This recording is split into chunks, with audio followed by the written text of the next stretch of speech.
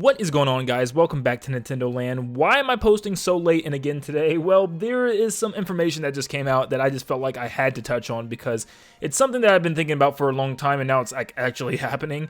But according to IGN, Sony, Microsoft, and Nintendo are not going to be at E3 this year. They're just completely doing their own things, I guess, which is kind of like expected at this point, but also just like it's kind of crazy because E3 was just that big time of the year that everyone got together and just watched all of this gaming news and information from all of these different studios, and it was just like an awesome time. It's when the biggest announcements were made and also like the biggest game reveals and stuff. It was just always a special time for Nintendo fans, you know, Sony fans, Microsoft fans, all of them.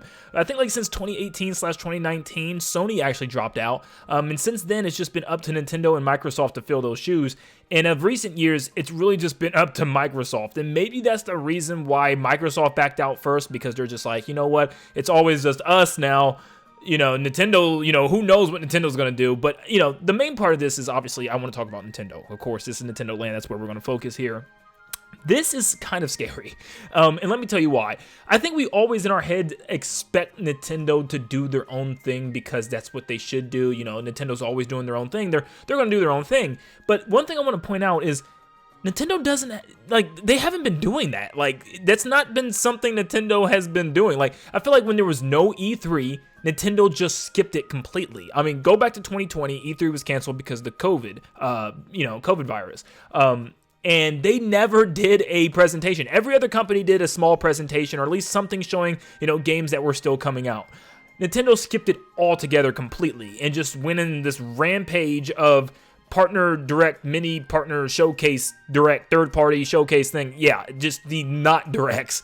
And then, you know, 2021, it came back. Nintendo was there. And then 2022, last year, for some reason, again, E3 was shut down, and, you know, obviously, you know, everybody's like, okay, Nintendo's going to do their own thing. We're cool. Nintendo skipped it again. Completely skipped it. We did not have a big E3 Nintendo Direct last year. Nintendo just skipped it altogether. And now that's why I'm starting to get worried, because, you know, Nintendo doesn't do their own thing. Nintendo just completely skips E3 altogether. And in fact, I think last year we waited, and finally at the end of June, I think they had a mini partner direct showcase, whatever that third-party direct thing is, just because they have to, because they have third-party games and companies and contracts that they have to get through, where they have to reveal these games. They have to show them off, because a lot of these games are debuting on Switch, and they're stuck into these contracts where they're like, you know, we got to show something, so that's why they came up with this mini partner direct showcase thing. But I feel like they have no obligation, or, you know, they feel like they have no obligation to show us anything during the summer anymore. And I feel like if Nintendo is indeed skipping on E3, this might be painful. I hope I'm wrong. I hope it's maybe just because of those two instances, and then we're never going to see that again. But last year really did, you know, that was the year that really stuck to me. That's the one that put a sour taste in my mouth, where Nintendo decided to just completely not have any main presentation during the summer at all, and everything was once again just Twitter drops and small trailers on YouTube. So that's what's scary about this. You know, Microsoft has announced that they're going to be having their own special showcase during the normal time they normally have it at E3, but they're just not necessarily going to be at E3, which you're still getting your Xbox showcase, just not officially through E3. Sony always does their own things throughout the year, so it doesn't even matter. But Nintendo, yeah, they have a spring direct and a fall direct, but that might be the only directs we have anymore through Nintendo. Like, that might be the only way we get information, where we look forward to the beginning of the year and we look forward to the end of the year, and that's about it. Which is kind of sad, because we used to get 3 big presentations. Now it seems like they're petering out, which is, you know, once again, kind of sad. It just means like lack of announcements, lack of announced games, and, you know, stuff to generate hype and stuff. It's just kind of like you're gonna have to wait a very long time in order to get news and information. Like I said, I hope I'm wrong. Maybe I'm just wrong with this.